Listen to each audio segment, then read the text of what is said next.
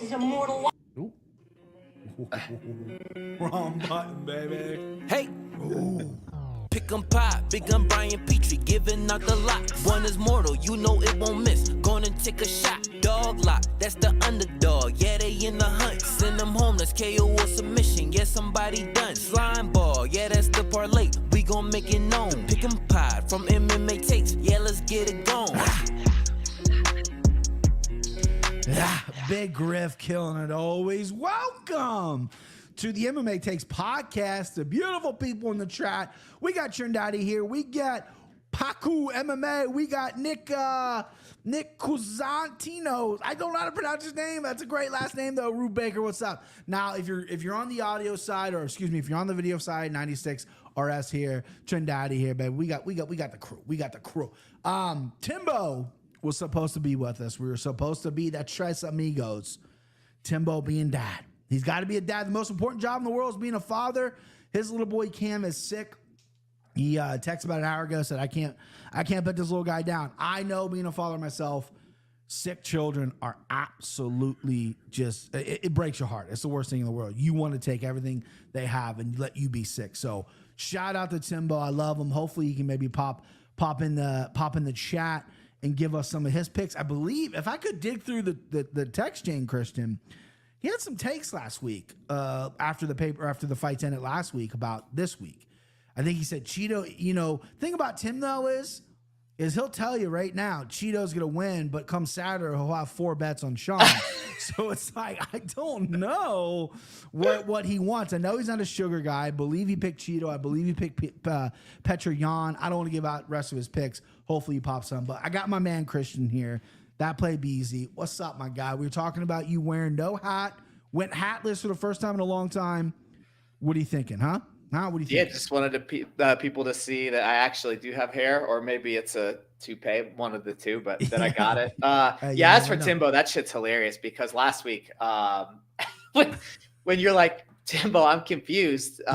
Because he's like, ref, call it at the end of the 4th round. He's like, Timbo, I thought you picked that Russian guy. Yeah, well, so he's like, no. Yeah, he shared a parlay, and it was like a $175 win, and it ended with Gaziv winning. And I'm like, cool. And I'm like half asleep, right? I'm with my wife out there, so I'm not like super active in the chat at that point.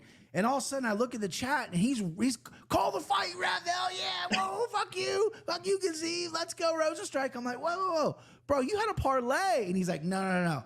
And he laid out like 10 other bets that I don't know. It's the way he bets it. There's a great line from Parks and Recreation where Tom Haffler says, I love going horse racing. I never lose. You know why? Because I bet on all the horses. You bet on all the horses, baby. You'll never lose that way. Derek Green in the chat. What's up, good? What's up, fellas? BP, Drake Green. Dope name, Drake Green. What's my name? Was Drake. All right, listen, 299 is absolutely bananas. I think there's one fight. It's the first fight of the night. We'll get it out of the way real quick. It's the only fight that I don't think could, I mean, it might be a good fight, but you got Joanne Wood. We'll dive right into it. Plus, I got graphics, bitch. What's up? Joanne Wood plus, sorry, Trent. I took your job, bro. I got graphics. You have probably some updated lines, though, so you're more than happy to do it. Joanne Wood plus 185 versus Marina Moros. Minus 225. Lines were moving a little bit. Joanne Wood just said today, and she's said it for a while, this is her last fight. She's hanging up the gloves. She hasn't looked herself in a while. I believe she wants to start a family. She's married to John Wood, who's a prominent MMA coach. Happy for her. She had a good UFC run. Was close to a title, never got there, but she's was at one point an elite female fighter. Now she's gonna ride off on the sunset, and she's getting a rose who, Christian, my guy, pointed out that she's got an OnlyFans, which, being a straight-laced, good old Christian boy like myself, I didn't know that. No, I'm just kidding. I did know that. It's free. It's a free OnlyFans. I peeped it. And it's just a lot of butt shots. I mean, she's very hot. What are you going to do? I think she wins here. Minus 225. It's a female fight. Just, anything can happen. But with Joanne Wood calling it quits, I'm going to go Marina Moros, even though I don't think she is fantastic. I like to play maybe a decision as well. I think Joanne's going to go out on a shield here. If you want to take a dog poke, maybe. But again, I hate when people announce their retirements before they fight. I would love to have a stat on what that is because very few people win. But give me Moros here. What do you got, CC, babe? What do you like? I don't like this fight very much. I think the only one on the card. I mean, it's not terrible. It might be exciting. They already fought once, and it was decent. Moros has got 6 sub wins. Wood's got 5 sub losses. One of them, obviously, being to Moros. She's, old for MMA. Any of the lighter weight classes. 38 years old. Retirement fight. They've already fought once. I just think you got to go with Moros here. Ooh. I think I should rephrase that. I think just purely as a pick, because that's what we're doing right now. But yeah, the line, I do have it noted. The line is wide. If you're going to gamble on this fight, I honestly don't even know why you would, but because people like to gamble, baby. People like to gamble. I don't know. It out.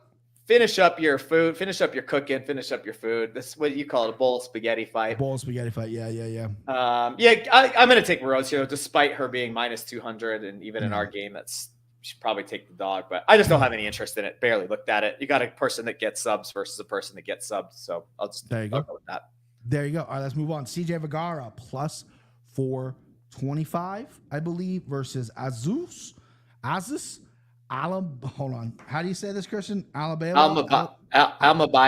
Almabayev minus 575. CJ Vergara, I feel like is just this dude is skating on a couple dubs that shouldn't be dubs. He's getting knocked around the ring, then he comes back because Daniel Lacerda gasses out, and he's getting a tough dude who's taking a little bit longer to get to the UFC than I would like. He's 18-2. He's from Kazakhstan. Those Kazakhstan guys are all fucking good. Debuted in the UFC against Ode Osborne, got to rear naked choke, has a ton of rear naked chokes on his record. He's got 3 knockout wins, 9 submission wins, and 6 decision wins. He's liking this fight to go to the ground. Minus 575 is high. It is high for me. CJ Vergara, again, he just somehow figures out how to squeak out these fucking wins that he's not supposed to squeak out. So laying the hammer on Alma. Oh, okay, so then there's no props. I was gonna go.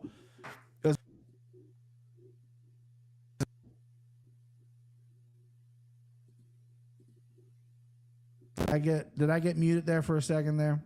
You're back. I lost you there. I did for a second. Oh, hang on. Okay. Now you're not coming through. There it is. Tech difficulties. It said my browser lost connection to my thing. All right, hang on. Audio. All right, Kristen, you talk for me a second, babe? Yep. Audio check. 1, 2, check 2. What the fuck? It's going through the computer. This is the best. Hey.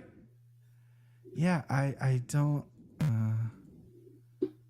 All right, I think I got it. Chris, talk for me, babe.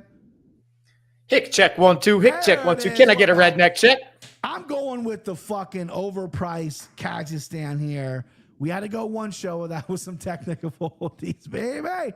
So there we go. So give me the Kazakhstan. I can't be switching browsers. Like, you know what it is? You know what the fuck it is? It's Tapology. Tapology, you're out, bro. You're out, dude. I still have Tapology open, but well, you're also running on a PC from like 89. Those you can't kill those things, okay? You can't kill those things. All right, go ahead, pick this fight, CC. Who you like? Yeah, there was the point you made that I wanted to bring up. It's like, yeah, he keeps winning these fights he shouldn't win. The only reason he's winning these fights is because these guys are gassing out. He only beats gassers. It's literally his only way to win. It's this. I don't think Asu's going to gas. Like beating Lacerda the way he did was pathetic. They should have cut CJ Vergara after that, not Lacerda. That fight still pisses me off. He was running away like that Diaz girl they had, just like back turned, looking for the door of the cage. Yep. So, yeah, I mean, this guy needs somebody that's going to quit. This guy from, ends with the stand. You bet $1,000, obviously. Right? Yeah, that's and, right. Yeah, you win about you win about $200, $150 back. But yeah, I mean, you got to feel really good about him here. CJ Vergara is not good. Again, he only beats like one-trick pony gasser types. It'd probably be a decision because Vergara is tough. We got to give him that. Yeah, I think he gets guy minus 3.5 bet here. I've been trying to bet more of those spreads. I got a bunch of them on this card, but I think he's got an easy 30-27 here. Much bigger, better wrestler. Hold him down and make it boring, but Yeah, or make it fights are boring. good. Vergara, you know, I agree with you. I mean, it was a bad look on the Lacerda end. I mean, him running, turning his back. I get it. You're getting rocked, and he won the fight. So who are we to sit here and say otherwise? But yeah, that's kind of bitch made shit. But what are you gonna do? You know, he's getting. They go, oh, you think that's cute? Here's a fucking dude from Kazakhstan. All right, next up, people got this one circled, boys. People got this one circled. It's the big boys. Josh Parisian plus 250. That's not why they have it circled. They have it circled for Robelis Despaigne. Is that how you say it? Despaigne? I didn't look. I think it's Despaigne. I've heard about all the 19 seconds of tape on this guy. I didn't bother to even look. I did look up his name. I think it's Despaigne. Despaigne. I nailed it. Woo! The John Anik schools teaching me well.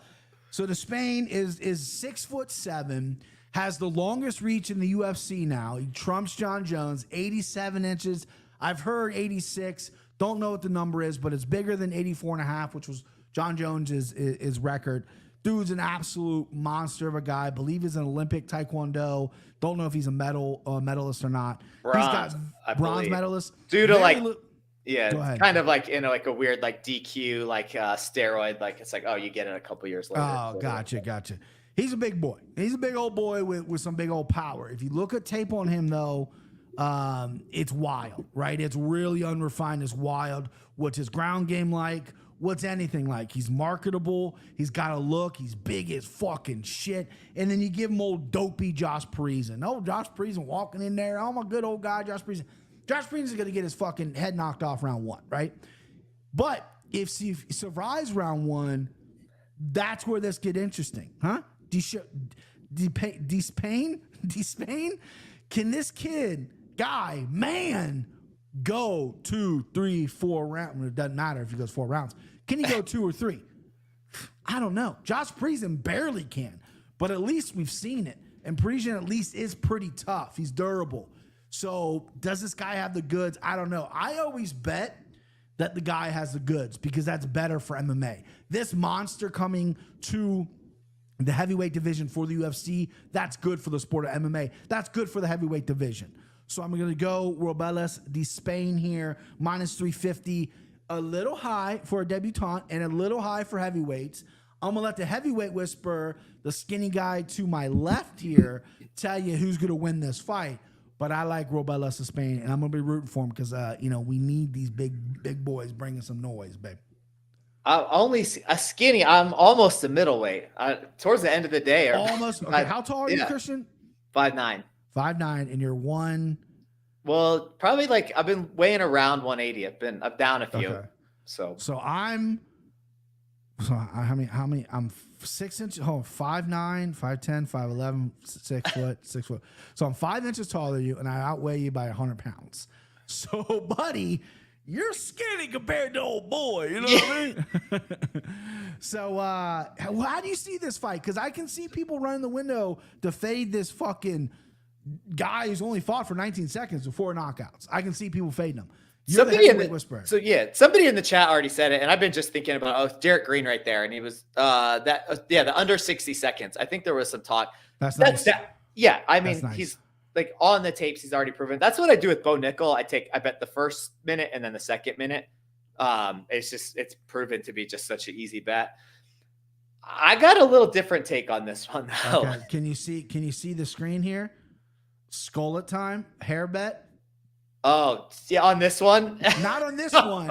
Not on this one, but maybe on this card if we really disagree. My hair used to be. I'll cut my hair. I don't care. We all had that long COVID hair. I mean, that was something to bet on. But yeah. All right. Yeah, I love this picture KZ's got up of Deshaun Strickland. That's so funny. We're 2 married men, so it doesn't losing your hair doesn't mean anything anymore. Yeah. I don't give a fuck. Even though I am visiting my grandma in June, so hopefully something will grow out by then. But yeah, we'll maybe figure out a fight for that. But go ahead, break this down. You have a different take. Tell me what it is. Yeah, I completely disagree. Even I said circle this earlier, and I'm just sitting there like all day today. I'm like, if this guy, if Parisian just takes him down, I'm almost sure he can't get up. Okay. It's almost plus 300 on Parisian. Mm-hmm. Robelis has never fought a guy that's ever had a professional fight before. So there's that. Yeah.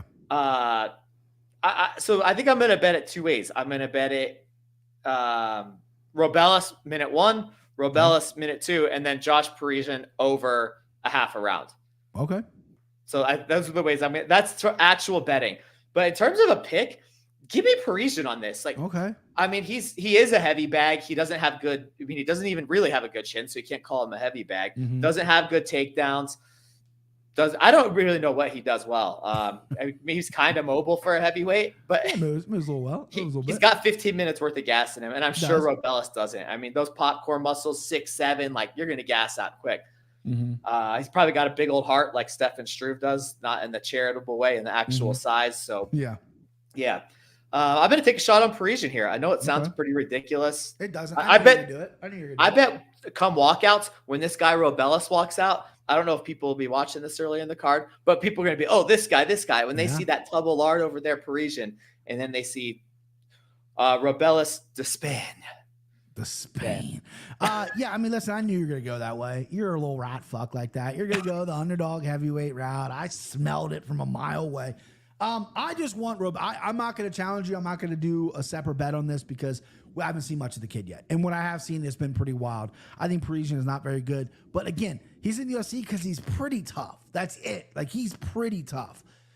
He's not fucking brick. You know, he can get cracked a little bit. And if this Spain kid is half of what everyone's making him up to be, he should run through Parisian here. So we'll see, man. We'll see. It should be interesting. Next up, Filipe Lins Martinez, 105, or excuse me, plus 105 versus Cutelaba, minus 125.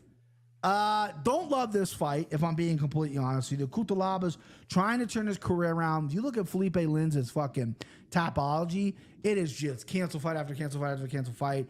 Is he heavyweight? Is he a 205-er? I don't really know. I think he's a little soft, too, when the tough gets going. He breaks down. I think he has better skills than Cutelaba. I think he has better range than Cutelaba, but Cutelaba's pretty tough. He's a madman, and if he channels his energy and he channels that anger, he could have a complete performance because he's actually pretty good on the ground, or at least good on top. Got some good takedowns. It's just about maintaining cardio. Can he do it? He's done it in the past, but you don't really know what you're getting in Cutelaba. I hate betting Cutelaba fights. I'm running away from this one. I will be picking Cutelaba because I think Filipe Lins is soft. I think he's baby skin soft. Give me Cutelaba by KO, but I wouldn't be surprised if it goes to like a boring decision and people don't really know who won. You know, everyone's got a side on it. So what do you like, CC? I'm pretty much on the same side as you. I think Cutelaba could get a ground and pound win. I do believe Lins is kind of soft. This guy doesn't make it to the cage so often. It's like he's got health issues. I think he got a steroid suspension right when he came right over from PFL. There's like always this or that he's not making it. He's looking jacked his last few fights, and honestly, he's been looking much better than he did that when he first came over. Cutelaba is like completely unpredictable. You just have no idea what he's going to do. You just said it perfectly. His fights are hard to pick, hard to bet. Yeah. But I think you kind of didn't talk me into it. I think he's going to win by ground and pound. It's just Cutelaba. He's incredible on top. I got the elite ground and pound noted in my notes. That's what's going to happen. The more you say it, it's, you're getting an almost pick 'em line on a guy that is a finisher and a guy, did Lins beat, he lost to Tiener Bozier by like that eyelid knockout or something, wasn't it? That really weird one. I know Cutelaba slept Bozier. Not really slept him, but put him out pretty early. I think he's a common opponent. I'm not going to go on Tapology because that'll ruin the whole stream. Fucking break the computer, bro. I'm going to have to go from this old, I don't know if this memory is as good as it once was, but yeah, I think Bozier may have. I'm on UFC Stats. That's a good website. I can look. I have that one up too. Yeah, Bozier. I thought Bozier knocked out Lins when he hit him in the eye. KO punches. Yeah, you might be right. I don't remember the finish, but yeah, you're right. Yeah, I'm going to go with Cutelaba, take him down and just pound him out early. I don't think Lins has it. Lins is also kind of old. Not that it matters at this weight class, but sure. I think it's a weird matchup for him. If he gets up, this is something I'd note. If he gets up out of that first takedown, then hammer Filipe Lins, because Cutelaba doesn't hold people down well. And if Lins gets up, I think he'll just piece him up. He like wants him to stand up. He's like, yeah, stand back up so I can take you down and get crazy. And then he's fucking gassed. Then he's doing goofy shit and the ref stops. He's a fucking wild man. He's nuts. There's a comment by Derek Green. It's perfect. He's 29 years old, but he looks 44, 100%. I can't believe I'm fucking 8 years older than that guy. And then Jared Hostile says, I'm guessing Timbo's off disposing of a body. I wish Timbo was out there murdering a body, getting paid those shekels. He has a sick child. His beautiful son, Cameron, is sick. So he's being an awesome dad. Dads come first. Shout out, Timbo. We miss you. Miss you. There's that lisp again that I had on Spaces. Bro, what was that stream you were on there or whatever those other guys? I was like, oh my God. Yeah. I was laying down with my wife and I let her listen because I listened back to it, like you said. And I was like, I do have a fucking lisp. I was laying down in bed with my wife and we're talking. And I guess it's if I'm laying down, there's a little lisp that comes out. I think it's also because you were using your phone. And I've heard like other people use their phones as their microphone. And I've definitely, so I think that combination of the iPhone mic and the laying down. And I was like this close to the fucking mic too. I'm laying down on my side, right? And I'm just talking like, yeah, so I think this flight's good. You know what I mean? Like fucking Bugs Bunny or something like that. CT, I might have fucking CT. That's a good point. All right, next up, we got Michel Pereira. Minus one. I got graphics. Damn, I gotta keep up with the graphics, man. It took me 2 hours yesterday. I know you need a producer. I know. I guess that's Trin, right? Yeah. Well, Trin. If I needed a producer, I'm hiring Trin right off the rib. No fucking questions asked. Michel Pereira minus 148 versus Michal Oleksiejczuk. This was my pronunciation of the week. I butchered it. I got closer than I thought I would, but I've heard this guy's name enough that I feel like I phonetically. Wait, can I try though before you say Go it? ahead. Michal Oleksiejczuk. It's pretty close. I don't remember. I missed it. I should have Heidi send me the files because I don't listen to them. Like John's like, hey, don't listen to the files before we do it. And I'm like, yeah, I'm not. And not that it would fucking help because I'm gonna miss it anyway. Anyway, I think this fight's a fucking banger. It's such a banger. I don't know who. This is the only fight on my paper I don't have marked who's gonna win. So I'm gonna let the sharp next to me tell me who's gonna win this fight because I don't fucking know, dude. It's a banger. Both guys want to keep on the feet. Both guys are completely different striking bases, which makes this very interesting. I have no idea. Chat, tell me who you think's gonna win as well while Christian breaks this down. Go ahead, CC. Yeah, normally I like to torch you for your horrible takes and bad opinions, but so far I'm agreeing with you tonight. This sets off. Even on my card, there's Cutelaba and Lins is above it. I'm so glad they moved this because it just starts every single fight after this being good for the entire card. Yeah, I love it. The chat loves it. This is a super fun fight. I do wish it was like the old Michel Pereira, where his first couple of fights in the UFC. He got a DQ, got gas from dancing on his way into the ring while crying, did a backflip and lost to a 155er. A bad one at that, at Tristan Connolly. He lost to a guy named Tristan. Okay. Just a legendary Shout out to all the Tristans out there. You guys are dope. Yeah, this unfortunately he's not really that same guy anymore. He's really settled into this decision style.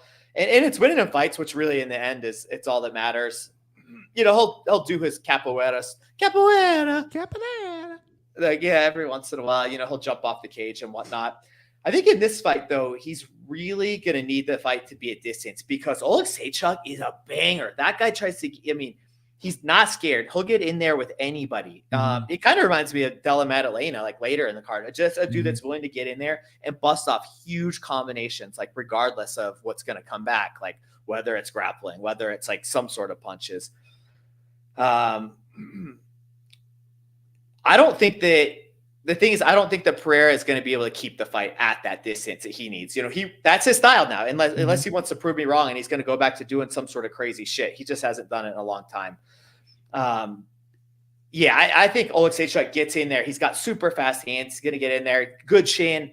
Boom. Just banging him up. He's willing to take what comes back to him.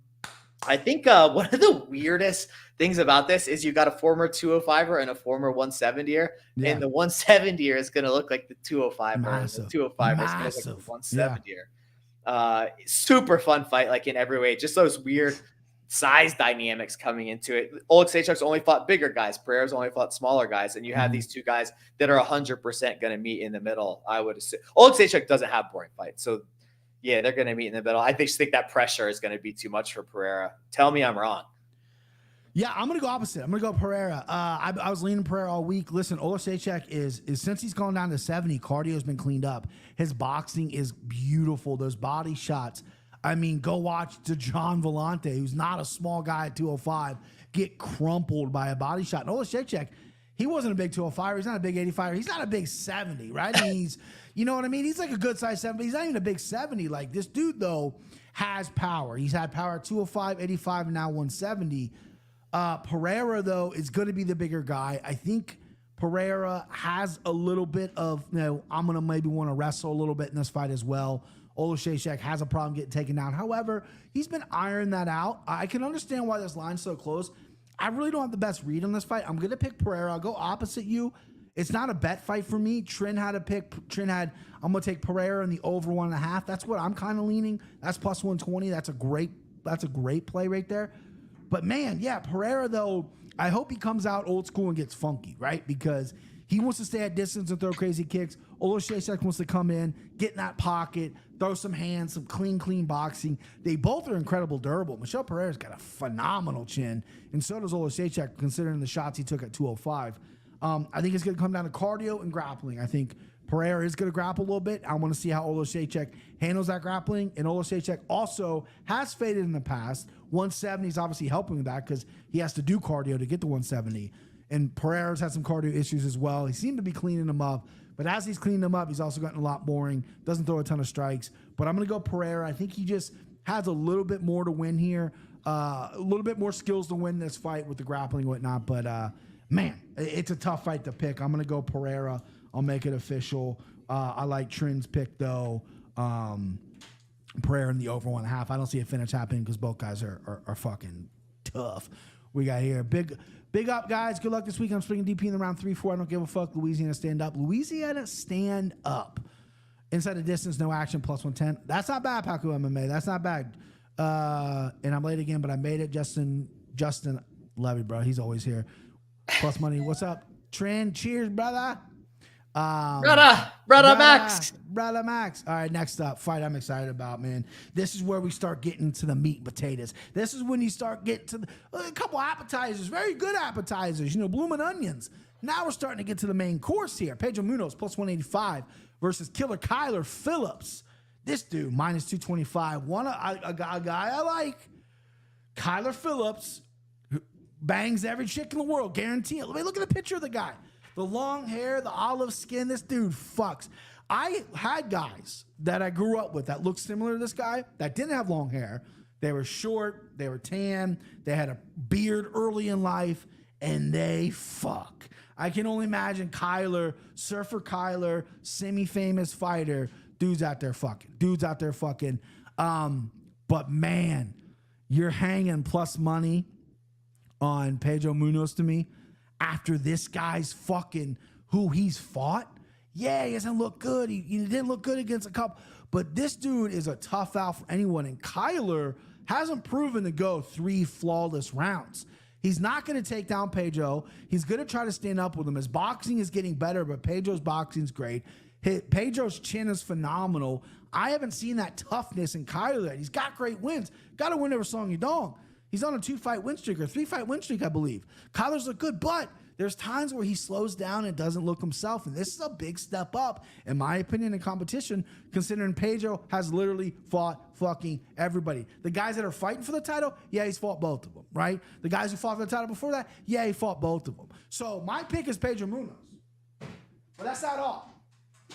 Let me get this big fucking thing out right here. This big old hammer. We hit last week. Right? I gave out like 3 of them. We hit 1 of the 3. I count that. Hit the slime ball last week as well. So we're flush with cash. And what does your boy do? I take 75% of my bankroll, right? 75% of my bankroll this week. And I put it on Pedro Munhoz plus 3.5 point spread minus 145. That's a guaranteed fucking win. There's no way Pedro Munhoz gets finished. There's no way he gets 30-27 either.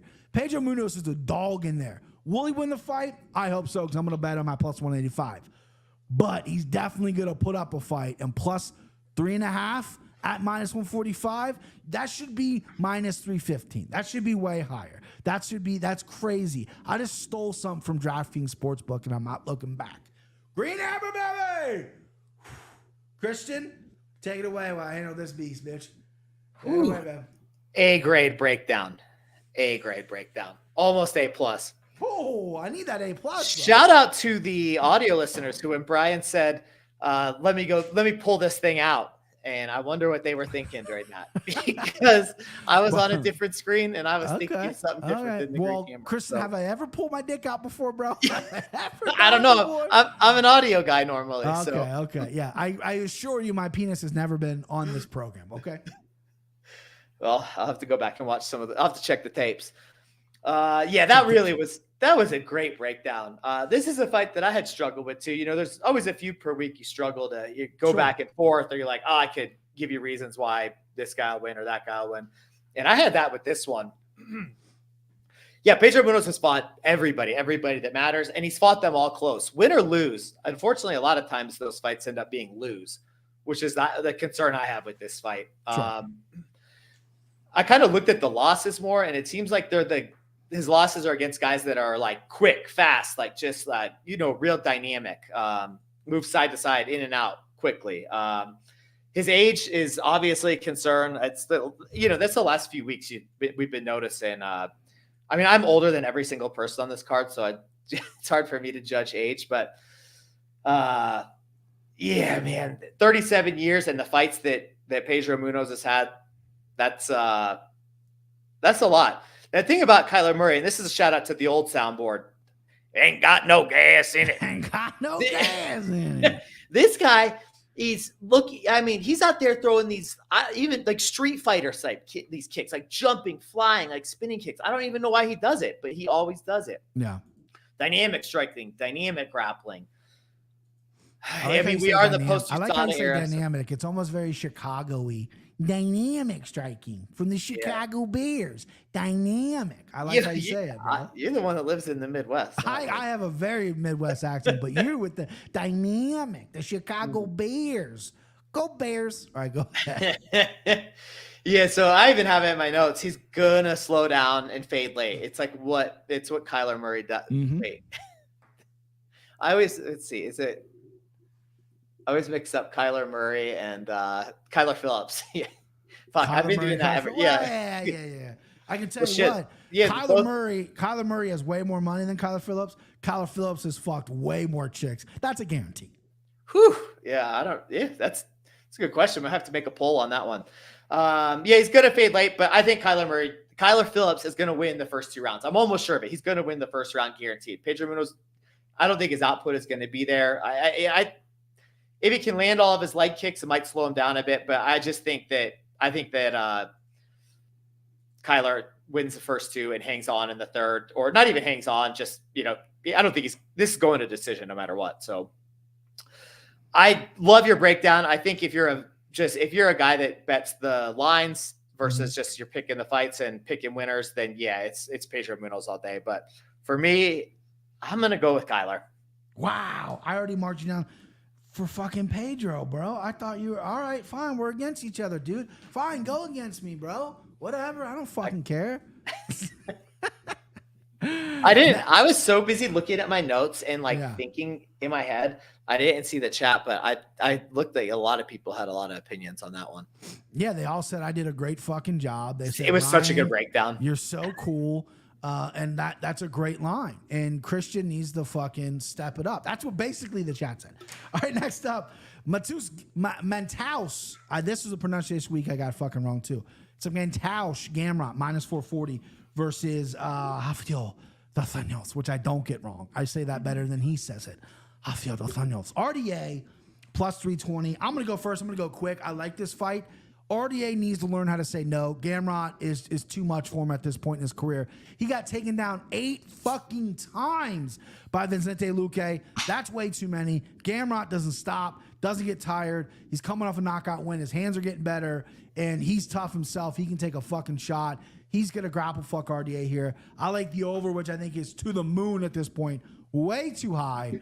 But give me Mateusz Gamrot, and I'm also...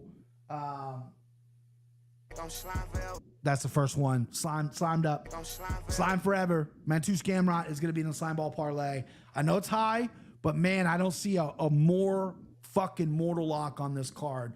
Even if Gamrot runs into a fucking knee by Dos Anjos, I think he eats it and still takes him down. I like this guy that much over Rafael Dos Anjos. Getting older, respect RDA very much, but man, I just think Gamrot has him here every which way, anywhere he wants to take it. So yeah, give me Mateusz Gamrot. Christian? Mateusz, is that how you say it? It's like yeah, Mateusz, that's another really good breakdown. I mean, I guess the line says it all. It's, if this fight was last week, this would have been minus 1,000 for Gamrot. Sure, so, yeah. I need to start betting. I need to look at the lines in the future because a lot of these stayed the same and then just in the last week took off. It's just I'm bad at that myself. I'm bad at mixing books up, getting better lines of different books, and I'm bad at futuring certain. I've done it a handful of times. It's always worked out for me. I definitely need to do it more. Yeah, exactly. I mean, I didn't look at this particular one, but there's a few later on that I'll bring up, and it's dang, this. Like you said, this is Gamrot all day. So I'm not going to I'm just going to piggyback on what you said. Relentless grappling and pressure. His decisions are always close, but the thing is he always goes to decisions. Like you said, so this is going to go to decision. That's why it's minus 330. Yeah. At least on DraftKings. Yeah, his pace is just going to be overwhelming. This is another thing where that age does matter just a bit. I mean, he's going to overwhelm him with those takedowns. Just, he doesn't stop. He's grabbing hips, he's grabbing knees, he's grabbing ankles. This guy is trying to take you down any part of your body. He'll take you down by your shoulders if he can. And Dos Anjos, Rafael Dos Anjos, a true all-rounder. He's just got a little bit of everything. But I mean, a little bit of everything, as we've seen with a lot of people at Gamrot's fight, it's not going to stop that takedown and that pressure. And his weakness, RDA has been against those pure grapplers, and this is just a pure high pace too. He struggles with high pace, and that's what Gamrot is, man. So I was just looking at the lines, and I'm like, fuck, I don't even know how you bet this. The books know what's going to happen. It's he's going to win a 30-27. What? Yep. Yeah, the books know. We're on the same page. We're on the same page. Decision win. Lock it up. All right, next up, you got Caitlin Simonara. It used to be Caitlin Chookagian. She's using her married name. Plus 164. Do you have a graphic for that? Boom. Versus Macy Barber, plus 170 for Caitlin. Macy Barber minus 205. Your boy's got a big crush on Macy Barber. I'm gonna let you go first. Before that, I want to say something about Caitlin. I know we bust balls about female MMA here and stuff like that. She is having trouble conceiving her child. She spent a lot of money, a lot of time, and a lot of heartache trying to have a kid. And I have known people in my life that have struggled with that, and that is a terrible thing to do. That's why I think women are so much superior than men, so much stronger than men, because I couldn't let my body go through all that. And so props to Caitlin for being honest and coming out and saying that, because that's got to be so goddamn hard and impossible to even deal with. So I do want to shout out Caitlin for being open and honest.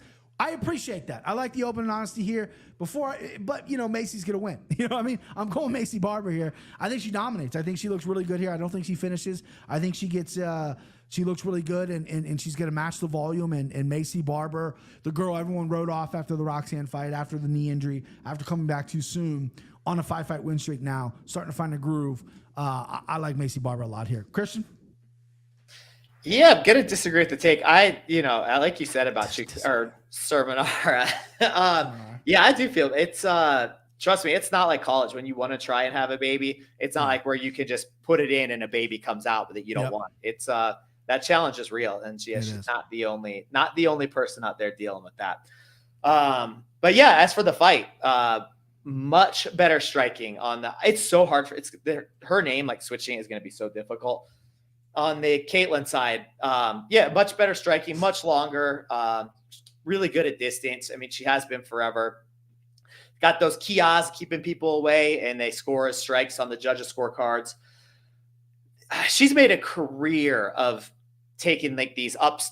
Anybody who wants to, you want a shot at the title, then you're going to have to pass through her. You gotta go through me, babe. You gotta go through yep, me, bitch. she's denied so many people. Doesn't have to stop many takedowns. Not many people try and take her down. If Macy Barber came out like she used to, like maybe pre-knee injury, where she was just a wild woman, just out there like throwing windmill punches and just diving at people like a linebacker, I would say she's a lock in this. But she hasn't really done that anymore. She tries to be a finesse fighter. She fights the close decisions. I think the last resounding win she had was the one against Hebosh, who, Chookagian fought to a very close decision. So that's, when you do that MMA math, that's like, eh. The thing is, Chookagian doesn't really, like, unless it's Andrade, she's not really getting finished, or I guess Valentina. And Macy Barber is not that, especially this technical Macy Barber. I'm going to go with the bet that's taking me longer, like probably made me more money than most bets in all of MMA, and it's Chookagian Sermonara via decision. Mm-hmm. Her plus 3.5, I didn't look, but that's my favorite bet on the card because she will win a round. Because if this is on the feet, she will win every single minute of it. It'll be close. Especially on boxing judges' scorecards, because she does better at it than anybody in the women's game. Caitlin Simonara plus 3.5 minus 165. That's not bad, man. I don't think she's gonna win a round, but her history has proven that every fight she's in, she's close. The amount of split decisions both of these two have been and have proven that it's going to be a split decision. I think Macy is got that right camp. She was with Song this camp, Song Yadong out there, Team Alpha Male. I think she's you right. and your camps. It's camps, bro. It's camps, bro. You don't. What do you think? What do you think Caitlin's doing? She's not like, oh, this girl's going to try and like. Well, she's not. She's in Jersey or Long Island, and she ain't at Longos, so she ain't Strong doing Island, right? She ain't doing something right, bro. If she ain't at Longos, she ain't doing something right. Listen, Chookagian Simonara, it's a tough change, but she's the queen at winning close fights because of the tennis player. And nothing lands, but the judges are like, shit, she probably just hit her like 5 times because the judges don't know what the fuck they're seeing. I know chicks, okay? Your boy knows chicks. Macy Barber wins this fight. And do you want to put some skrill up? You want to put some cash up? You want to put some money up? Huh? No, there's many. There's other ones out. Pussy. Excuse me. Sorry, dude. What the fuck? What is that in my throat? Pussy. Oh, God. All right. We're good. We're back. We're back. All right. I'm feeling better. Here we go. There's one that I know there's one coming up that there's 100%. I already know which one you're talking about, so we'll get to it. Curtis Blaydes minus 115. I think this line has moved, actually, boys. Sorry. Curtis Blaydes minus 115 versus Jailton. Jail time. Almeida minus 105. Woo! This is a big boy. This is a big boy that's going to answer a lot of questions to me. We already have questions on Blaydes. The guy can beat anybody in the heavyweight division, but he can't fucking win the big one. Jailton Almeida is a new guy who out-grapples everyone. Hey, we're going to give you the best fucking wrestler division. See how you like these, okay? Can you out-grapple Curtis Blaydes? I don't know, right? No, I don't think Curtis Blaydes has ever been taken down. Check the facts. I don't know if he has. Anyway, Christian, you're the heavyweight whisperer. Please whisper to me who wins this heavyweight fight. Yeah, the heavyweight whisperer, but this is high-level heavyweight. This isn't my expertise. I like the low-level fat boys. Real quick, I want to, because I was wrong. Cody East took down Curtis Blaydes 3 times. Volkov took him down 1 time, and a lot of people just haven't attempted. So he's been taken out 4 times. So I just wanted to get that out there. I was wrong. I said he wasn't taken down once. Yeah, so I got it. I have some of that in my notes. I don't think that Curtis Blaydes has faced much takedown pressure, right. And that's really all Jailton Almeida does. I listened, because when we do the podcast on Thursday, I end up listening to some stuff during the week, and I heard a lot of talk about, the Derek Lewis fight, and I think that I think, and what I think doesn't mean shit, but what I thought was that's Almeida's like, it's like, this is easy, and I don't have to get hit from here, and I think that's why I did it. I don't know why I couldn't finish him. Maybe that Lewis is just so big and meaty and thick, but I mean, how many people have subbed Lewis? I didn't even bother to look, but it doesn't seem Daniel like it's Cormier did. Yeah. Okay. Well, that's Yeah, but Daniel Cormier did. You would think Jailton could get it done, and Daniel did it, but whatever. Yeah, you would think so. Point taken. That was a huge step up for him, though. I mean, he had just been crushing cans until then, and it looked great doing it. And look, he's still like 50, 45, or I don't know if it was more. He dominated him. Yeah, I didn't bother to sit around and watch the scorecards for that one. Yeah. Look, Almeida's got big power on his feet. Again, this is the windmill punches. It looks like his first day in a kickboxing class. Just hurling him around, but that dude is jacked. I don't know. Hopefully it's like all muscle he's put on, because the dude used to weigh in at like 200 pounds for his 205 fights. Yeah. I mean, he always looks fantastic. I think the thing is he's going to shoot takedowns and pressure Blaydes. Blaydes spent a whole lifetime wrestling, and you can tell he's fallen in love with his hands. He's probably relying on his old wrestling. He's probably not working it like he used to. And I don't think he's going to face somebody with just the pure, like, outright, like, sloppy technique and pressure, whether it's his takedowns or his striking. I think it's going to be a lot for Blaydes to handle, and I wouldn't be surprised to see him put on his back. Now, I don't think he's going to gas, and if he keeps getting put there, I think he's going to probably win late or win a decision, because he'll certainly win the later rounds. But yeah, I'm going to take the guy that's going to, I think, get there early and get there often. So give me Almeida. Hopefully he'll end up as a dog, but yeah. I can't believe they're the same age. That's just wild to me. It's wild. It feels like one's 50 and one's 20. Curtis Blaydes kind of needs a reset of his career right now. And I just think he needs to shave the beard. I love the beard. Let's see what you got underneath that, bro. Right? Let's just get a complete reset. I think Curtis Blaydes is because Jailton's been saying this whole week, let's fucking grapple. You want to see your better grapple? Let's grapple. I think Curtis Blaydes is going to want to stand up. I think his striking is pretty underrated. I think he's fast. I think he's good. I think Jailton Almeida is going to be, he's a big dude in there, but I think Curtis is the thicker, meatier guy. Curtis can never make 205. Jailton did. Jailton's going to look all beach muscled up, but I like Jailton Almeida too. I'm talking a lot about Curtis Blaydes. It's a really tough fight. I think if Jailton get him down on the ground, and that's a big if, he wins. If it's on the feet, I think Blaydes wins.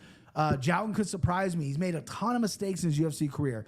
There's times where I think he's doing so well on the feet, and then he forces takedowns. And then when he's on top, he only looks for submissions. He doesn't really look for ground and pound where it's there. And then eventually when he doesn't get his perfect submission, I'm going to finish this fight with a head arm. I'm going to finish. When he's not getting that, then he starts punching and finishes fights. It's been a little too patient for me. And I think when you get a grappler like Curtis Blaydes down, you have to be aggressive. And this is only 3 rounds. This isn't 5. So it's going to be really interesting. I'm not willing to put a ton of money on it. My pick is Jailton. I like the over. And I kind of like, if you want to go crazy, let me pull this up right now because I got it in front of me, even though a ton of props aren't available, but hopefully a prop is available for this. If you want to get a little spicy, Curtis Blaydes by knockout plus 200. That is not as spicy as I thought. That was so disappointing. I thought that was going to be much higher. That was so anticlimactic. Fuck this fight. Fuck that prop. And no, I think it's a great fight, though. I like Jailton Almeida here, the win. I do like Curtis Blaydes maybe catching him, because Almeida, we haven't really seen him on the feet, and I'm really curious to see the defensive wrestling of Curtis Blaydes. And the chat's kind of all over here. The chat's kind of we got a couple people here. Lazy Bell, what's up? Smash the likes. Stuff to take down strike with Duke Curtis. I think I agree with that take. Razor blade. That's very true. My girl Pretty Wise, and she told me size doesn't matter. I don't know what she says, so I think not matter here. Size doesn't matter. Agreed. Right? Yeah, we seen Dusty Justin Villegas. Yeah, man. Chins. Remember, Chris was 180 before Almeida fought Lewis. Plus 180. Yeah, I mean, Curtis Blaydes has notoriously struggled with the big power punches. Jailton Almeida's not a power puncher. He's not that. I think he has the power. He just doesn't have the technique. So very true. That's where I disagree. That guy's just by definition is power. I've seen him strike in fights, and it's for 30 seconds, and it's calm, it's smooth. And then he rushes for a takedown. It's like, I got to get this down. It's very weird. He's still young in the MMA game. He's going to learn from it. He's going to get caught one of the days doing that. I don't think it'll be from Blaydes, but he will get caught doing that one day, rushing in and stuff. Blaydes' striking isn't what he thinks it is. I think so. If you think it's crisp and it's like it's a little bit smooth, but I don't think it's going to be finishing. I think Blaydes maybe he might ground and pound him, but this guy is not going to get, I'll bet you, he is not going to get like a standing, like clean knockout. Who, Curtis Blaydes, is it? Yeah, I don't think he'll knock Almeida down. Like, bro, standing. I can't predict the future. All I know is when I was in Columbus and I'm watching all these fighters walk by, your boy's big chested. I'm going, this is it. This is the guy you got right here. Chris Dawkins walks by me. That was the main event. Chris Dawkins, Curtis Blaydes. Chris Dawkins walks by me and I go, this twink, look at this guy. Pick him up over my head. He's a little boy, right? He's a little boy. Then Curtis Blaydes walks by me, and his hands and his head look bigger than my body. This dude was huge, and he knocked Dawkins out on the feet, quick as fuck. How was his bulge? What do you mean, his bulge in his pants? Yeah. I mean, they got a cup on. I mean, he's got probably a triple XL fucking cup. I mean, I'm sure he's got a fucking just howitzer in there. But no, that right hand he landed on Dawkins was quick. The kick, the like 30 seconds he stood with Tom Aspinall in their fight before Tom blew his knee, he threw some hot fire, some really quick stuff. Yeah, that did look good. I agree with that. So if he catches Jailton, who's not comfortable on the feet, it could end a knockout. I'm not going to put money on it or anything like that. But I mean, plus 200 is a joke. That should be way higher. Someone steam that line somewhere. All right, next fight. One of my favorite fights in this card. Petr Yan, minus 180 versus Song Yadong, minus 102. Hot damn. 135 just keeps getting better. Petr Yan on a 3-fight losing streak, but look who he's fighting.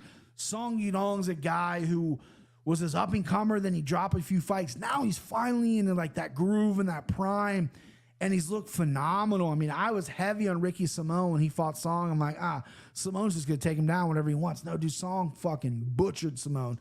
Could not get him down. Song looked amazing. Song looked really good against Corey Sandhagen before the cut. Kid's legit. Petr Yan's a guy who I think is a slow starter. This is 3 rounds.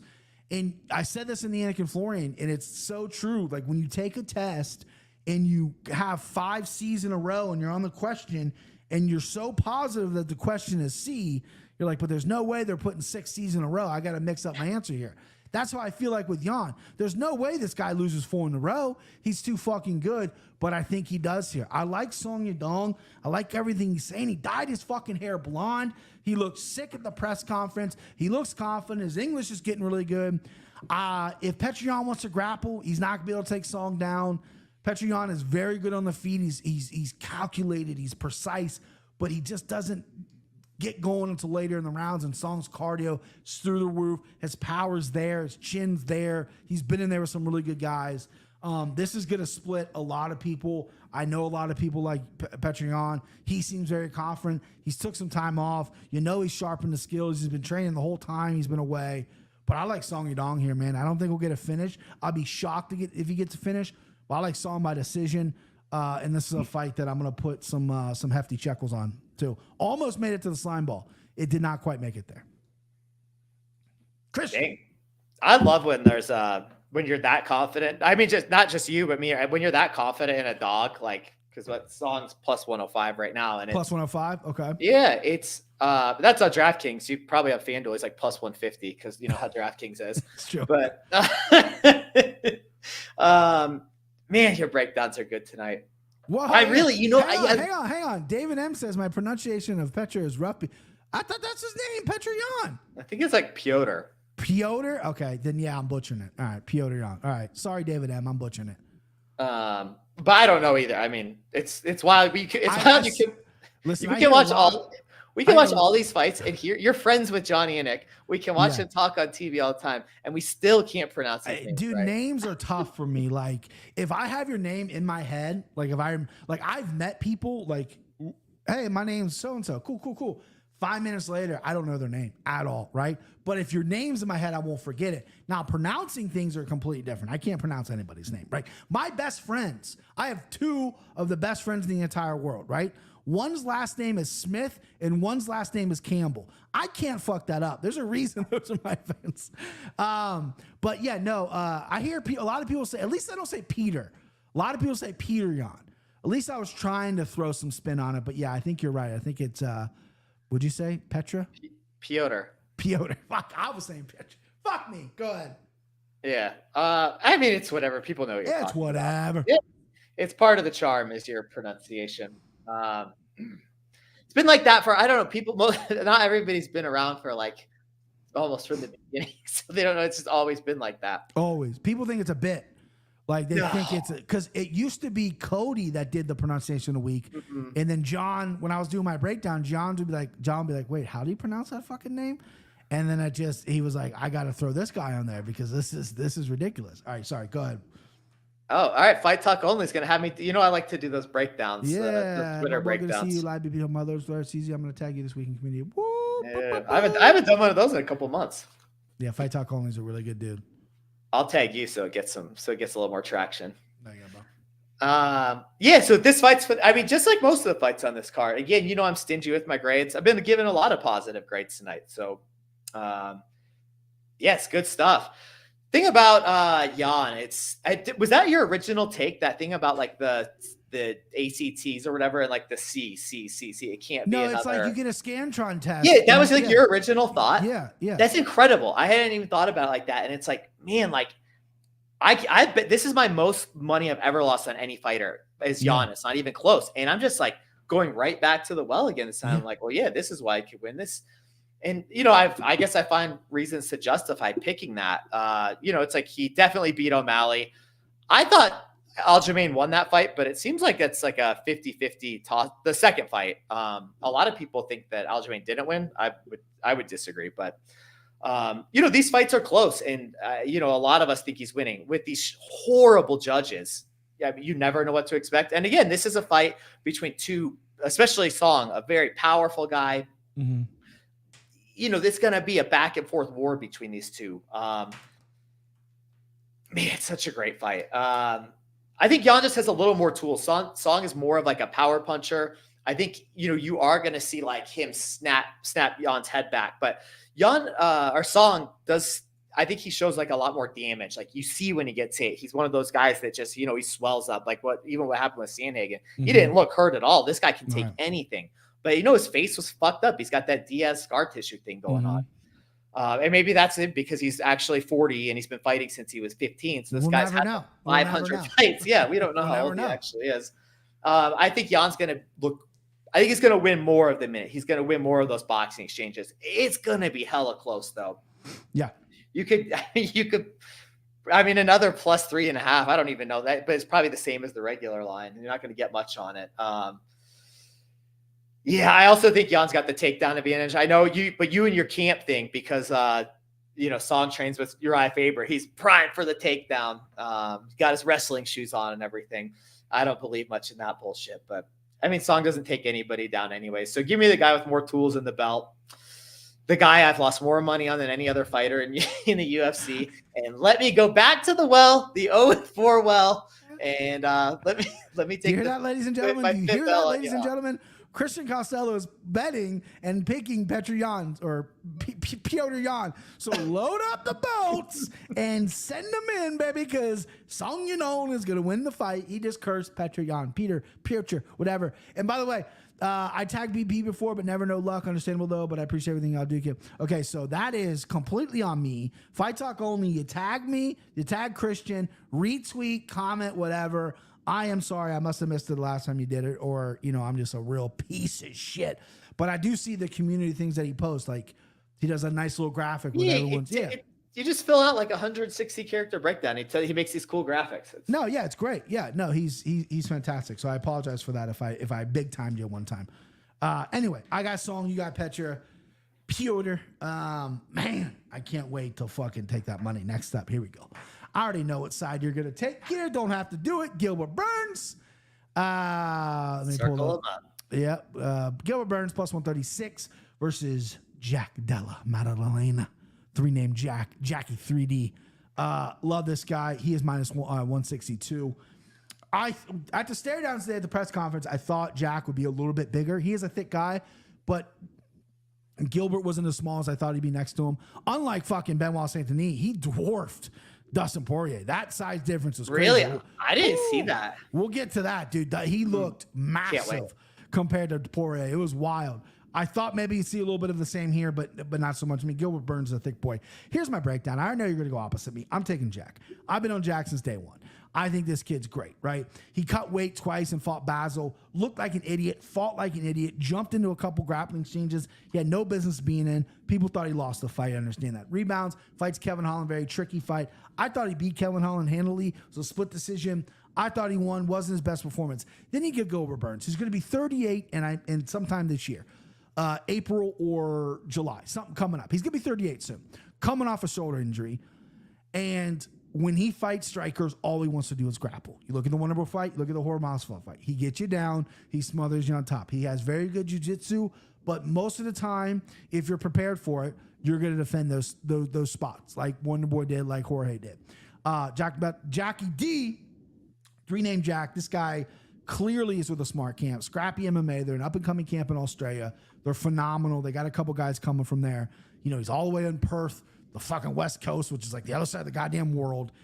He's going to be dialed in for this. He wants this fight. He is not this big, arrogant guy. He said, hey, if I want a title shot, if I want to fight for the title, I have to beat Gilbert Burns. If I can't beat Gilbert Burns, then I shouldn't be fighting for a title or coming close. I love that mindset. He knows what he needs to do to win here. I think Gilbert Burns has been knocked out before, twice. I think he's been put down before multiple times. I think Jack's going to give him hell on the feet. I think this is going to be close. I don't love Jack by KO. I can see it. It'd have to be early because I think Gil gets stronger as the fight goes on, as you look at the Chimaev fight. However, I think Gil's going to have not as much success as grappling as many people think. I think he's going to land a couple takedowns, but not many. Going to be a close fight. I like Jackie D here. His boxing, his activity, everything's going to be phenomenal. Gilbert Burns is too old. He's too old, man. Just too old. Give me three-name Jack. I'm sliming him up. One more time, CC, because that's my guy. That's my guy. All right, so go ahead and tell the people why you're taking Gilbert Burns.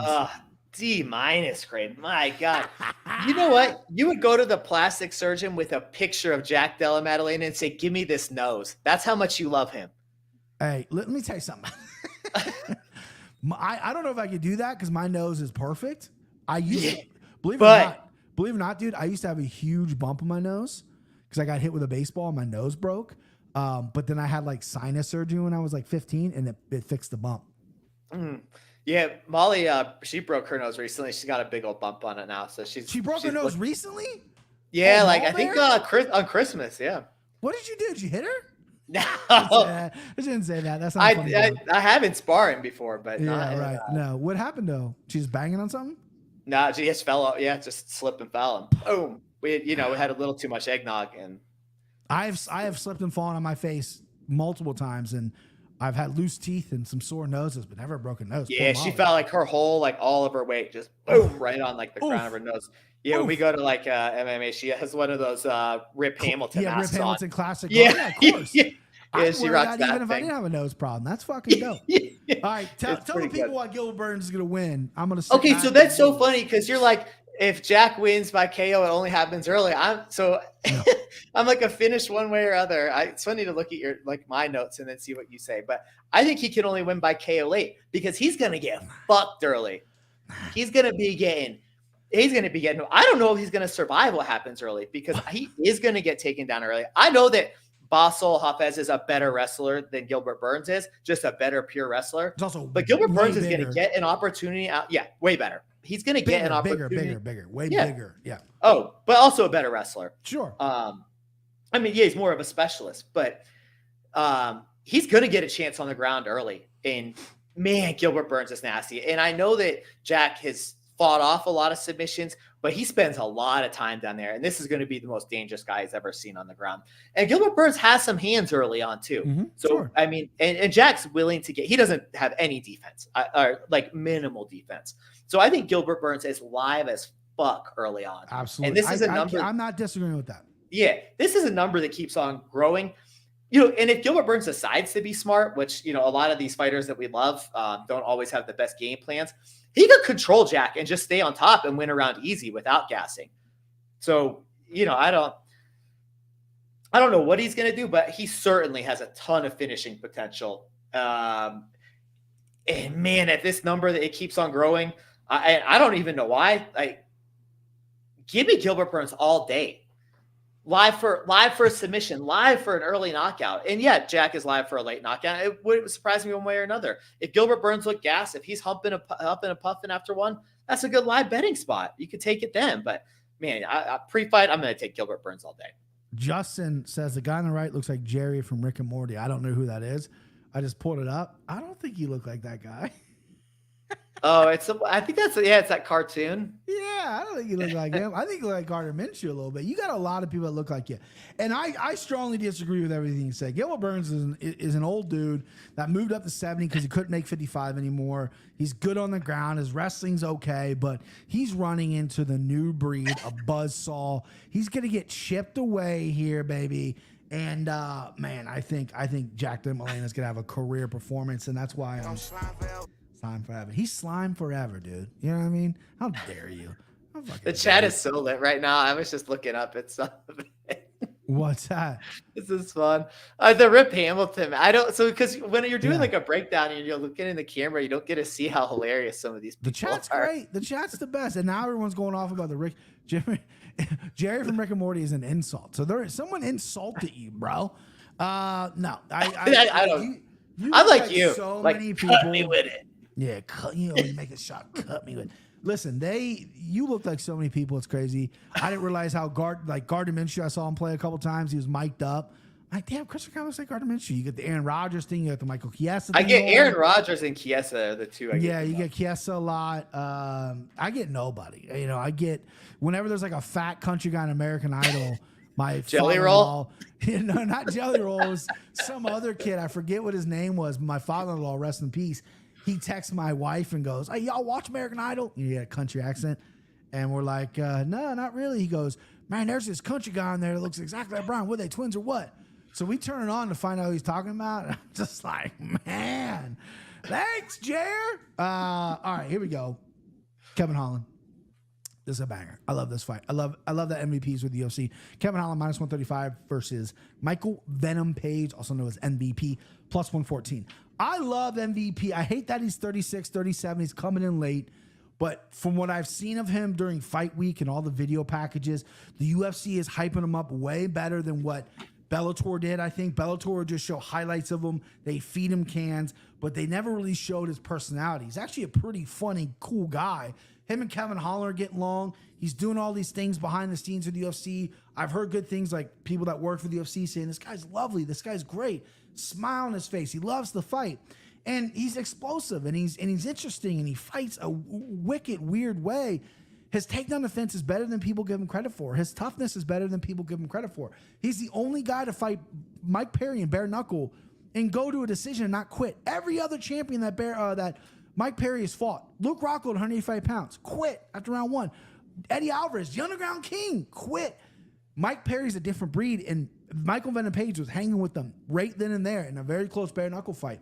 That shows what heart, that shows what toughness this kid has, not to mention, or grown man has, not to mention all his kickboxing experience, which is phenomenal.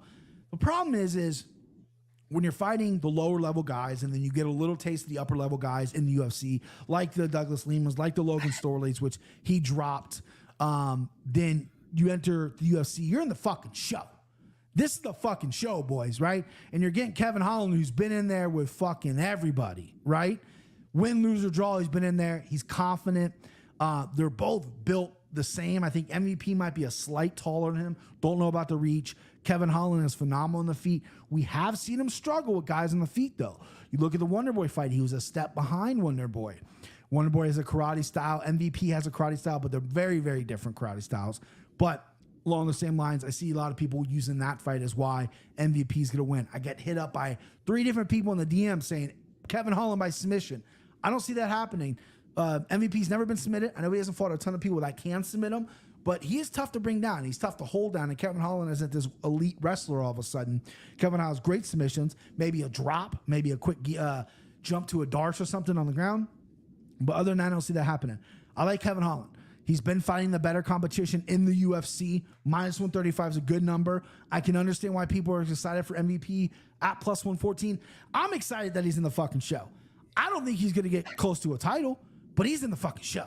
and he's exciting, and he's always gonna be exciting. He put a fucking dent in someone's forehead. The last time he fought in Bellator, he exploded someone's kneecap. This dude's violent. This dude's fun to watch, fun to be around, fun on the microphone.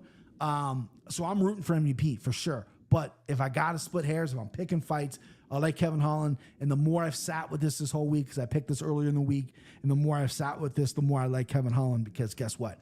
This is the fucking show, man. Okay, we're in the show. Christian, tell him why you're going to pick MVP, dude.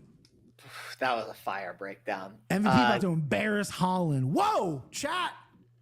Yeah, the chat was lit. Well, this whole time you're breaking it down, I'm like, man, there's some great takes in there. So the thing about me, well, you can go through it, and if interrupt me, please, at any time. No, I'm not going to interrupt you.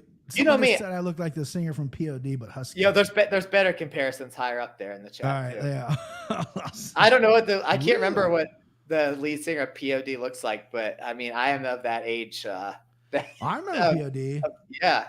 That Christian grunge punk band. What was their famous song? I can see it. Him and I have like kind of the same kind of facial stuff a little bit. Like I'm way fatter, obviously, but there's like something like right here that we kind of look alike. Yeah.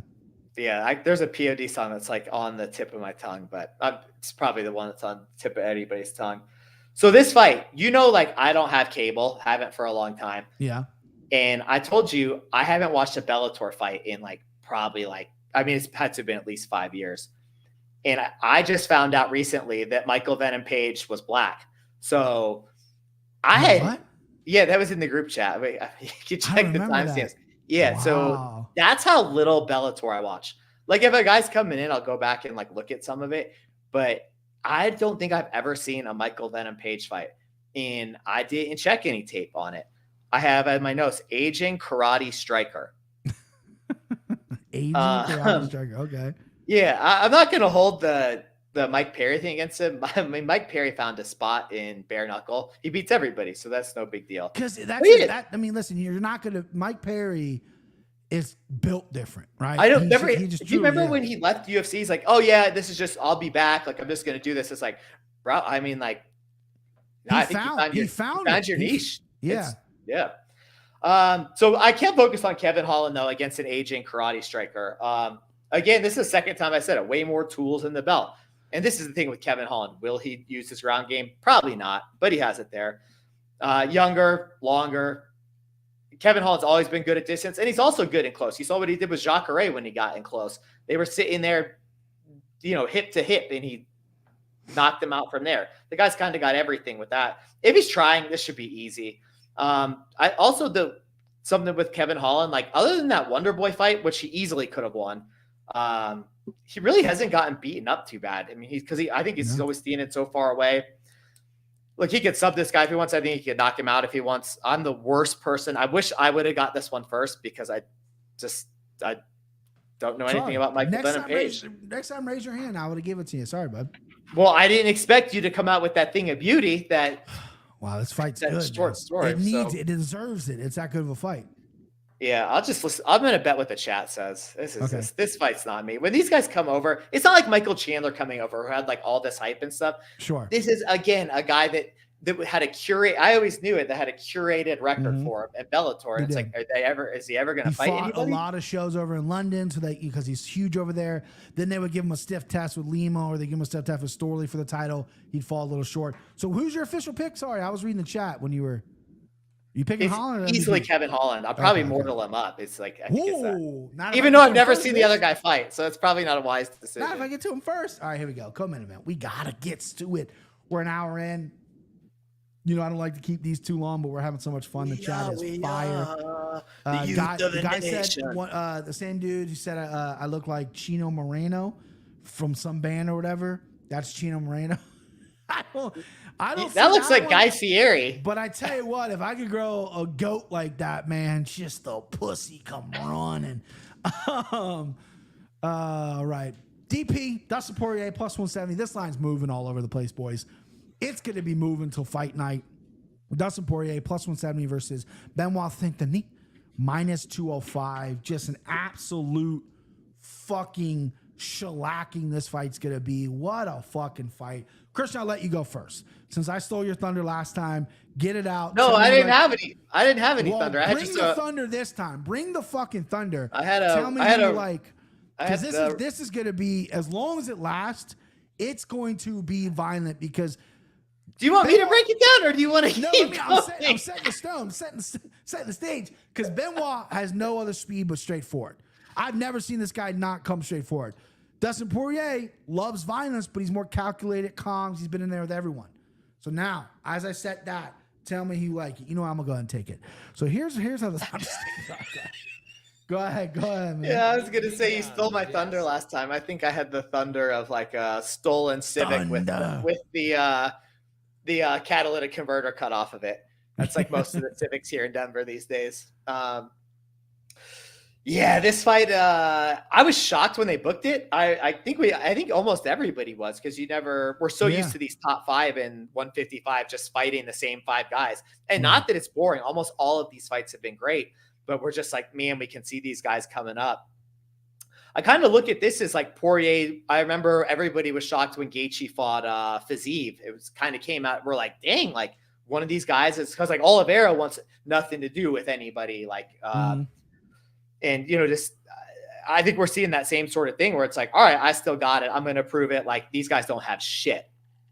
The thing is, I'm not sure this matchup is really conducive to that. Man, Poirier has been, I know the stats been brought up a lot this week on X gonna give it to you. Poirier's been ranked for like 8 years or something in the top 10 of 155. That's just incredible. I mean, you're seeing the turnover at the top of the game, like, the longest reigning champions. This guy's been there forever. Like, I remember I just saw like the Poirier Max 1 fight. Like, these guys only had like one tattoo. They just had like their barbed wire tattoo across their bicep a piece. It had been that long. This is a storm that Poirier's walking into. I don't think he's going to be ready for. And Saint Denis, a guy that I had like faded for a long time, just based on that Zaleski fight. Not thinking, he's stepping in like, much smaller, probably not even ready for it. But the longer I get away from it, I think about that 3rd round where he was starting to turn the tide. Like, Zaleski's like, this fight should be over. This fight should be over. And then the last few minutes of the fight, you really saw Saint-Denis won. And that's like the worst non-stoppage I've ever seen in the last few years, at least in the UFC. Man, he took that L, his only L, but this guy's got all finishes. He has a grappling pace. He has a striking pace. His power is incredible. Like, the way he goes for the takedowns, I don't think that he's unbreakable. That's what you're seeing. Like, this guy, like, I'm kind of taking these positives out of the negatives I've seen from him. He seems to be unbreakable, and that's against a much bigger guy. And man, I don't think he was ready for it.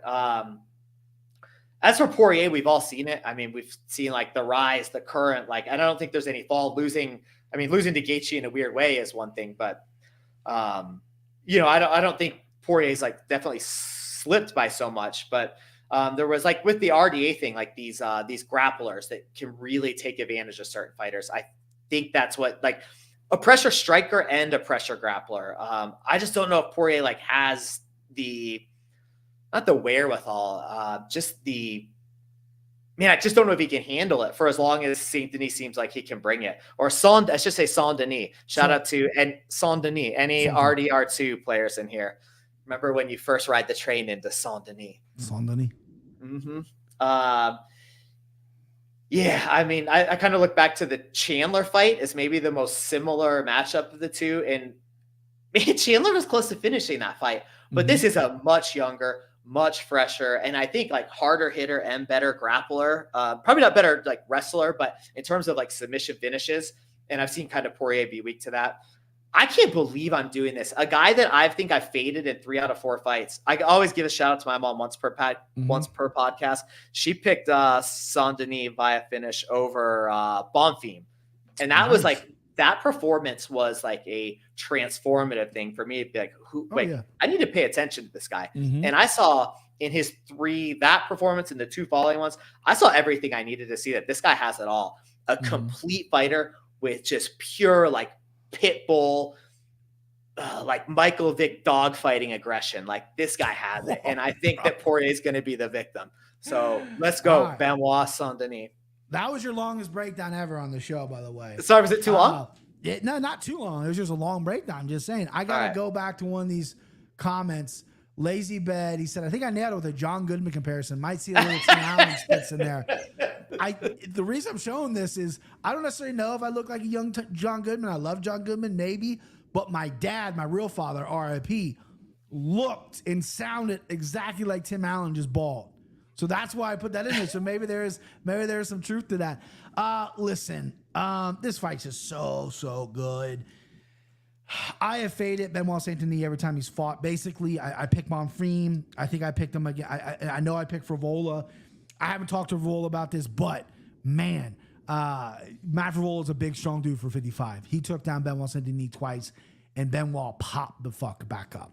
I don't think Dustin Poirier is going to have much if he wants to grapple here. I see some people saying, oh, let Dustin grapple. He's good on top, which he is. You know, he grappled against Conor in the third fight. He took Conor down and fucked him up a little bit before he broke his leg.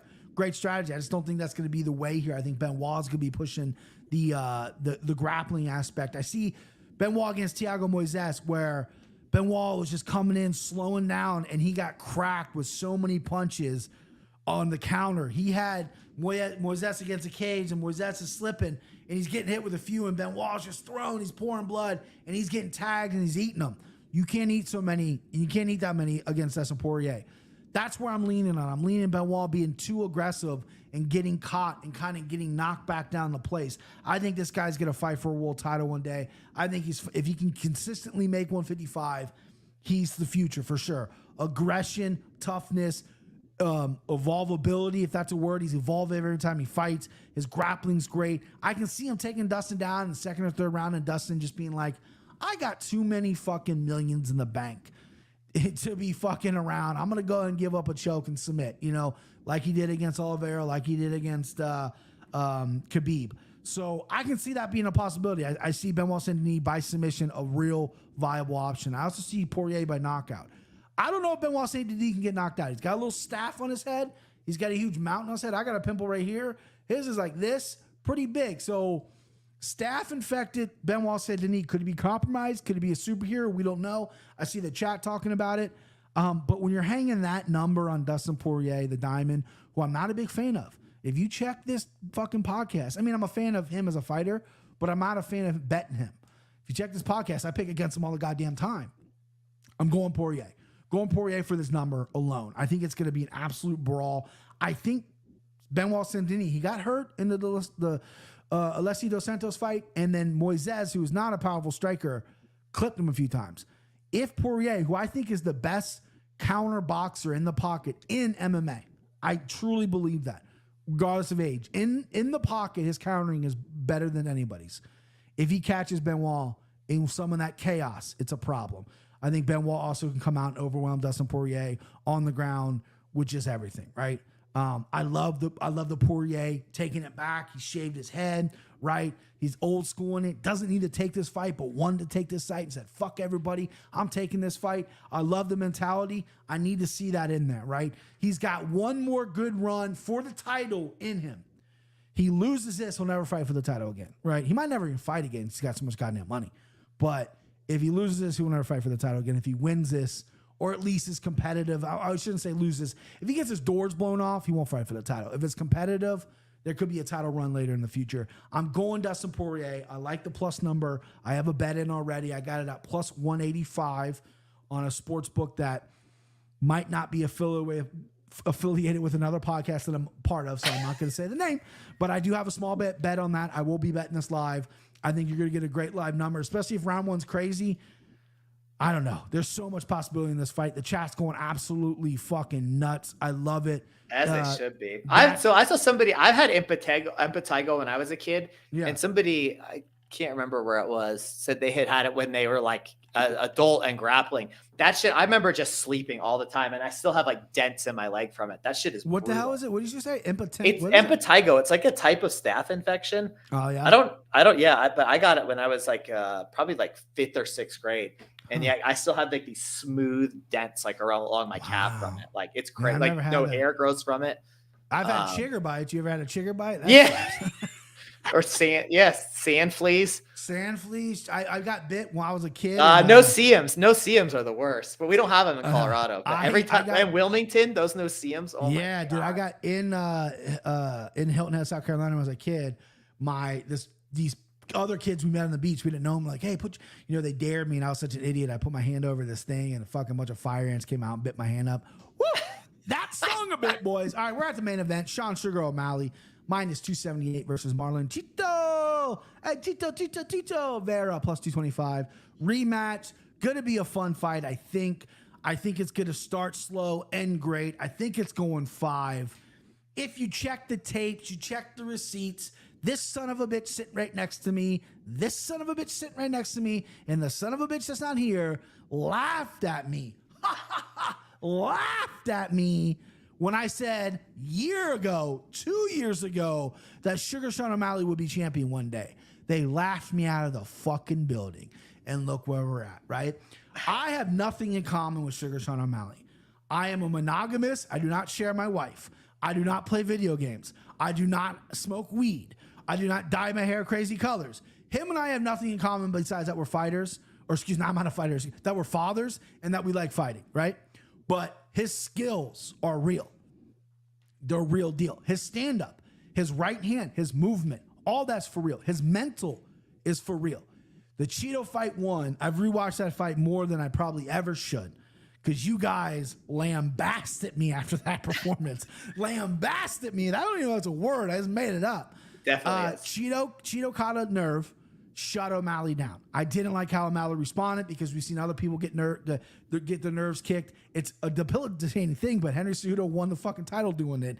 Michael Chandler got the fucking stool pulled out of him, but he didn't want to quit, right? It was pretty rough. But on the ground, regardless of your leg being numb or not, on the ground, he got caught with an elbow, got put out.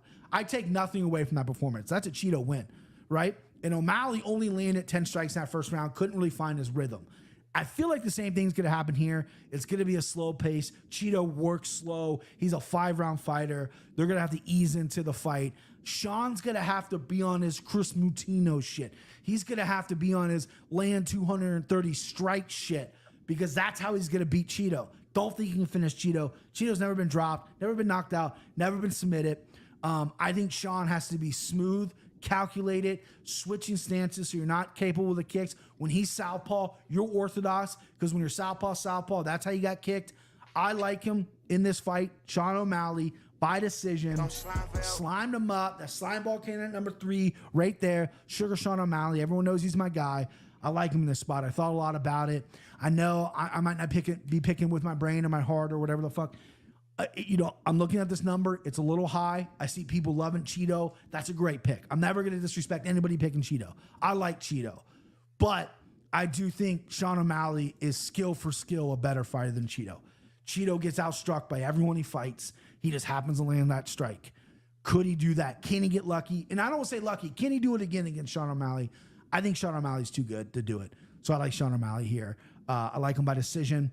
I think it's going to be competitive late. I think we're looking third, fourth, and fifth round. I'm going to be holding on to my fucking seat, sweating through everything. Good thing I'm going over to my buddy's house. I might just take a shit right there on his couch, not clean it up. Give me Sugar Sean O'Malley. I'm not looking back. I'm confident. Let's fucking go. Christian, what's up?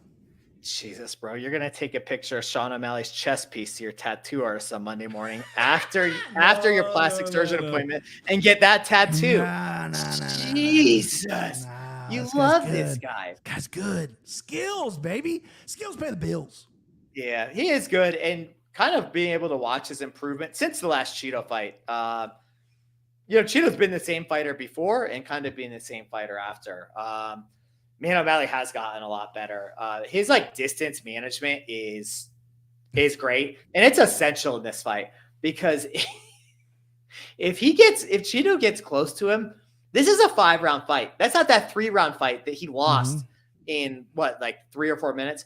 Yeah, O'Malley had it early, but these are the same 2 fighters for the most part. Unless O'Malley can run and hide and check a kick. Has he ever checked a kick? I should have checked those. Real quick, Skynet's back. This guy came at me on Twitter one time. I think he disagreed with something, and he was always in the lives, and he hasn't been in a while. He's back. Cheeto by KO. Let's go, Skynet. We can disagree, brother. We can disagree on stuff. All right, Christian, go ahead. Yeah, 90% of like this game is or not 90, but like half the time you're disagreeing with somebody. It's not. No, I don't remember the exact tweet. I tweeted something. It was something about Bilal Muhammad, I think, and he just said, "No, fuck that." People act like it's like you're talking about their personal friend. Like the way they freak out about it is embarrassing. It's like, no, he was against Bilal. Yeah, no, it's when you lose friendships over watching guys in the underwear wrestle with each other. Listen, I held no grudge against Skynet. That's my guy. He shows up to every fucking live. I know he's back, baby. You know, we all know he's back. Back when there was 3 people in the chat. He came late. He goes, I'm not watching that fucker show. Fuck it. And then he's like, you know what? Let's just turn on and see what we got. Love you, Skynet. All right, go ahead, Christian. Sorry. Yeah. So look, if he could check a kick, I'm going to be terrified early. This is a fight where I'm not that I'm spoiling much, but yeah, I'm going to take Cheeto just like I did the first time around. Shocker. Yeah, I know. Yeah, blowing everybody's mind here. Fucking cow. Look, he's much more durable. O'Malley is fragile. Cheeto is and Cheeto's durable. I don't think you could deny that. Of course not. Cheeto, they're built different, bro. I think Cheeto's got better cardio, got better power. O'Malley slows down. I mean, he did beat Jan in the 3rd round, but he still lost that fight, so he shouldn't be here anyways. I think the thing about Cheeto, this is such a good live betting fight. Not that everybody knows it, but the way your favorite book, DraftKings, overreacts to like the smallest punch on DraftKings, it's like, oh my God, -2,000. Like, sure. Oh, geez. So I do think though, if Cheeto hasn't landed like a big moment by the end of round 2, that, he's pretty much fucked because he will win round 5 if it's still open, and he is live for a knockout. I don't think O'Malley is live for a finish at all. I don't think he has almost any way of finishing, but that's not a profound statement because Cheeto's never been finished. What's crazy because O'Malley really does have some pop, but Cheeto has proven to be just that dude. Like he eats it, man. I mean, he's fucking durable. Yeah, I'm not. Yeah, by no means am I saying that Sean O'Malley is not has power, isn't a knockout artist. It's just, I mean, Cheeto he's. People literally are built different. He probably got some big old thick neck like you. Yeah. People are. I mean, look at Dan Henderson. I heard when Dan Henderson is prime, the guy had one of the best chins ever. And I heard when you get a hold of Dan Henderson, you hug him up. It just feels different. You're like, what is this guy made of? It's crazy. You hug me, you feel the same way, dude. So we got to hug one day, Christian. We got to hug, dude. Oh, you're gonna pick me up and probably. I'm going to Wilmington. Wilmington, June 8th through the 15th. So you should book a trip with the missus and come hang out, dude. We got a fucking that'd be the MMA Takes meetup. That's right. We got a 3-bedroom condo right on the beach, bitch. Booked, set in stone. All right. Well, my cousin lives on a boat there. That's what I'm saying. You were in Wilmington. We just never made it work because I'm going to bed at 10 o'clock and you're texting me like, hey, we just got done eating dinner. We're going to a bar. I'm like, dude, I've been in bed for 2 hours. And then you texted me at 8:30 in the morning. Yeah, like, hey, let's meet on the beach, bro. Yeah, different lives, bro. But if you think I'm leaving you on red, I finally respond 3 hours There's later. a Mexican place right by where we stay. The best Mexican place. My wife is obsessed with Mexican food. It is the best Mexican food you will ever have. Their fish tacos are unfucking believable. Their quesos are unreal. On me, I'll buy. It's on me. Right. If you guys. Literally walking distance. I've been to Mexico before, and I'm going next month. Never mind. You probably don't like it. Never mind. I forgot. I've never left the country. I'm not cultured like you. All right, go ahead. So you like Cheeto. So let's get to the locks, bro. Let's get to the locks. Yeah, okay? I like Cheeto. I think he's gonna win via decision. Decision? Yeah, I don't see a finish happening. I think you're right. I think I think he needs that, and I think he needs an impactful first or second round. And I think other than that, he'll be able to control it. Yeah, Trent lives in Mexico. Listen, I live in Cincinnati. Mexican food's Chipotle here, bro. We don't have good joints here, right? We have great chili places. We have good pizza places, and some barbecue. Some barbecue good. Mexicans chili though. Hey, bro. You come to Cincinnati, I'll set you up with some of the best chili of your life. Like you go to diners, like everywhere, like you'll have a local diner. Every diner in Cincinnati, they specialize in chili, right? They're like, you know what I mean? It's like, hey, we have hamburger sandwiches and we also got the best chili in Cincinnati. I'll be the judge of that. And I've tested them all, and there's a few that are really good. Anyway, let's get to the locks. I am still champ. So last time we did a pick on me, Christian, Timbo. We, believe it or not, all tied. We had a pretty good card. We all picked very well, but the way the cookie crumbled, it tied, which means I resume champ. So I'm going to go first, and I'm trying to figure out what I'm going to take. You know what I'm going to do? Everyone wanted this back, and it's fucking back, bitch. I'm going to go dog lock first. Hello? Okay, this is dog. Everyone wanted the soundbite back. You boys got it because you didn't like the new one. I just want my guy right now. I just want my guy. The old one was so. Hi, this is dog. Hello, this is dog. So I'm going dog lock, and I could go Poirier, but man, I'm really all over Pedro Munhoz is a dog lock. I love that spot there. I just, it's going to be a close fight, and I'm wanting to put my hard-earned American dollar on a really close fight. So give me Pedro dog lock. Christian, who's your dog lock? You got a few. Go. Yeah. Oh, you can't go opposite. Never mind. No, I was hoping I'd get opposite on you with Burns. You would get Burns, yeah. I think, man, this is tough because I think that both Lord Michal and Caitlin Sarmanara are both stone cold locks. Those are like mortal lock territory. But give me the one that's proven that she can win in the dog spot and has done it time after time. Give me Caitlin Sarmanara. God, that's a terrible pick. I'm gonna stream. Is that the least? Is that the least? Like people they're hanging around waiting for something controversial. Like, she's not gonna win, bro.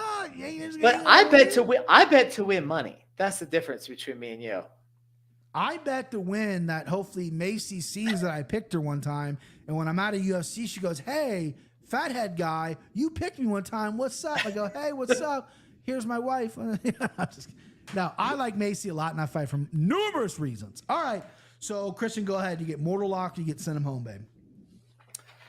Man, I usually write these down before. Tell me which one you pick because I got a soundbite for it. Tell me which one you pick. Tell me which one you. I'm gonna go mortal. He's a mortal lock, and I'm gonna wheel him. I love that.